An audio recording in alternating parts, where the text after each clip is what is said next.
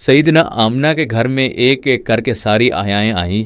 सब ने देखा बच्चा सेहतमंद है, ख़ानदान जाओ चशम वाला है, मगर बच्चा यतीम है। हर आया दूध पिलाने की मुद्दत ख़त्म करके बच्चे के बाप से इनाम की तवक्को रखती थी। जिस यतीम का बाप मर चुका हो वहाँ वो किस से तवक्को करती। एक दादा थे अब्दुल मुत्तलिब, मगर दादा का अपना भी इन्हीं दिनों बच्चा पैदा हुआ था जिसका नाम था हमज़ा। हमज़ा को इन्हीं आयाओं में से एक आया मिल गई। एक यतीम बच्चा किसी आया ने गोद ना लिया। वो यतीम बच्चा रसूल खुदा सल्लल्लाहु अलैहि वसल्लम थे। एक आया भी इतनी गरीब और मस्कीन थी कि किसी ने अपना बच्चा इसे पेश ना किया। वो आया बीबी हलीमा थी। शाम हो गई। शहर से बाहर अपने बनाए आरजी पड़ाव की तरफ सारी आयाएं चलने लगीं। बीबी हलीमा अपने खामन हारिस बिन अब्दुल अजीज के पास जाके चुपके से बोली, अगू शीमा, मुझे बगैर किसी बच्चे को गोद लिए पड़ाव में जाके अपने कबीले की दूसरी आयाओं से आंख मिलाने में शर्म आती है। शहर में सारे बच्चे किसी न किसी ने ले लिए। एक यतीम बच्चा जिसे मैं भी मना कर आई थी, इसे किसी ने नहीं लिया। तुम कहो तो मैं इसे ले आऊं? अबू शीमा हारिस बिन अब्दुल अजीज बोले, ले आओ। बीबी हलीमा ने सईदा आमना के दरवाजे पे दूसरी बार दस्तक दी। बोली, मैं बच्चे को लेने आई हूँ। सईदा आमना ने अपना लाल बीबी हलीमा की झोली में डाल दिया।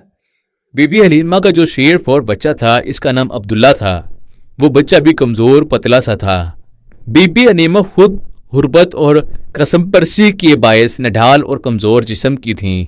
इनका खामन हारिस भी बीमार ना होते हुए बीमार और लाचार दिखाई देता था। बीबी हलीमा जिस गधी पर सवार होके आई थी वो हड्डियों का पंजर था। चलती तो इसके घुटने आपस में रगल खाते। बार बार इसके कबीले की औरतें अपनी सवारी को रोक के बीबी हलीमा का इंतज़ार करती और अजीब तमस्खर से बीबी और इसकी कमज़ोर गधी को तकती। बीबी के शोहर हारिस की ऊँटनी भी बूढ़ी थी। मुफलिसी अजीब शय है। इंसान और जानवर दोनों का गुर्बत में मुब्तला होकर दूध सूख जाता है। बीबी हलीमा सईदा आमना के यतीम को लेकर आती हुई यह सोचती आई, इस यतीम को कैसे दूध पिलाऊंगी।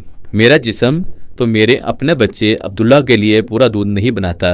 मेरा बच्चा भूखा रहता है। अब दो बच्चों को कैसे दूध पिलाऊंगी। बीबी हलीमा ने सारी कहानी बाद में खुद सुनाई। बोली, चूँ ही मैं अपने खैमे में आई, मुझे अपने जिस्म में एक अजीब खुशगवार सेहतमंद तब्दीली महसूस हुई।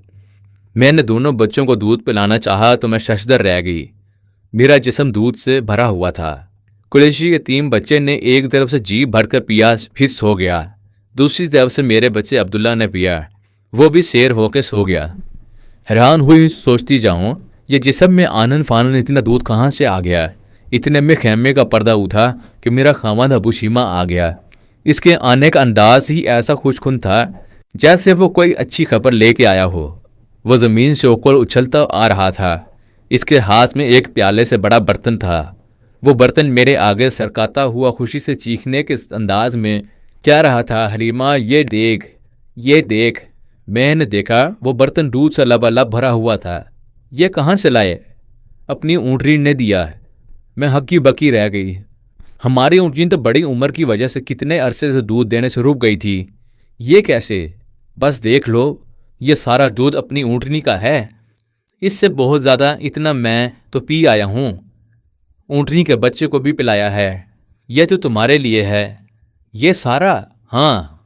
मैंने उठ के खैमे का उठा हुआ पल्लू अच्छी तरह गिरा दिया। शाम की रोशनी खैमे के दराजों से अंदर आ रही थी। बगैर चिराग जलाए हम दोनों मियाँ बीवी की आंखों के चिराग जल रहे थे। मैंने प्याला पकड़ दे पिया। मुझसे पूरा ना पिया जा सका। मैंने अपने खामन से कहा, अबू शीमा तुम भी पियो, बहुत पी चुका। कमाल हो गया। मैं ऊँटों से दूध की गाड़ी सफ़ेदी पूछती हुई बोली। फिर मैंने अपने खामन को बताया कि मेरा जिस्म भी दूध से भर दिया गया है। दोनों बच्चों ने सैर हो के पिया, फिर सो गए। मेरा खामन खुशगवार हैरानी से मुझे तकता गया। फिर बोला, हलीमा मुझे लगता है कि तुम कोई बहुत ही बाबरकत रूह वाला बच्चा ले आई हो। यही लगता है। तुम देखो अबू शीमा, मैं तो इसे यतीम समझ के पहले छोड़ आई थी। सभी छोड़ गई थी इसे, लेकिन इसकी माँ कह रही थी मेरा बच्चा बड़ी शान वाला है, तुम देखना। अबू शीमा मैंने तो देख लिया, मुझे भी दिख रहा है हलीमा। بی بی حلیمہ کہتی ہیں رات وہ لوگ بہت سکون سے سوئے، بڑی گہری اچھی اور لمبی نیند آئی۔ صبح قبیلے کی عورتیں اپنی اپنی سواریوں پہ اپنی منزل کی طرف چل پڑے۔ میری سواری کمزور سی سفیدی مائل گدی جو پورے قافلے سے پیچھے رہ جاتی تھی، وہ ایسے بھاگنے لگی کہ مجھے سمجھ نہ آئے کہ یہ وہی گدی ہے۔ ذرا سی دیر میں میری گدی سارے قافلے کی عورتوں کی سواریوں سے آگے نکل گئی۔ میں جس عورت کی سواری سے آگے کو نکلتی، وہ گردن موڑ مجھے کہتی، اے دفتران ابی زہیب، یہ تیری وہی گدی ہے یا کوئی اور؟ میں کہتی وہی ہے۔ جب میں آگے نکل جاتی تو مجھے پیچھے سے اپنی ہم جونیوں کی آوازیں آتی، حلیمہ ذرا اپنی گدی روک، ہمیں برابر آنے دے۔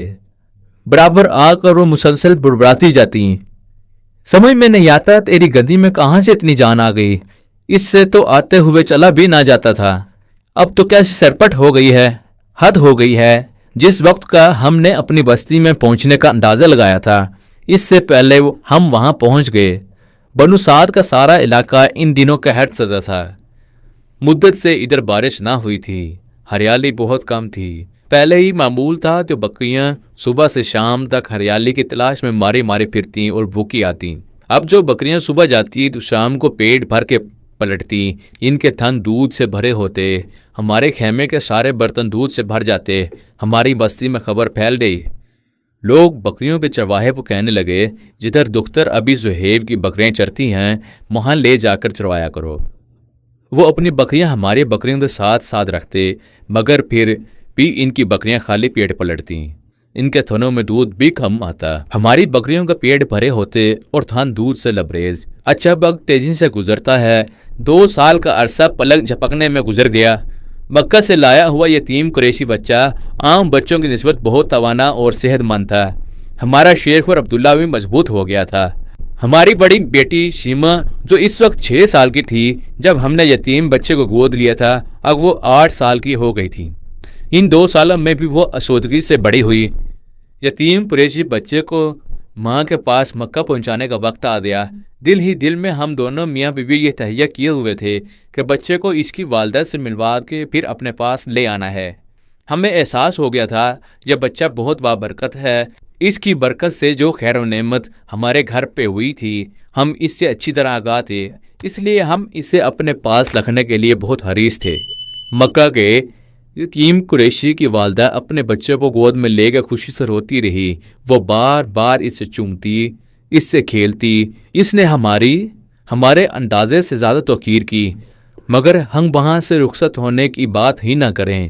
کئی بار ہمیں اندازہ ہوا جیسے یتیم قریشی بچے کی والدہ انعام و اکرام دیکھ کر شکریہ کے ساتھ ہمیں رخصت ہونے کا اشارہ کر رہی ہے، مگر میں مسلسل یتیم قریشی بچے کی والدہ کی منتیں کرتی رہی کہ بچے کو کچھ دیر اور ہمارے پاس رہنے دے۔ وہ کہے نہ، میں خود ترسی ہوئی ہوں اپنے بچے کے لیے۔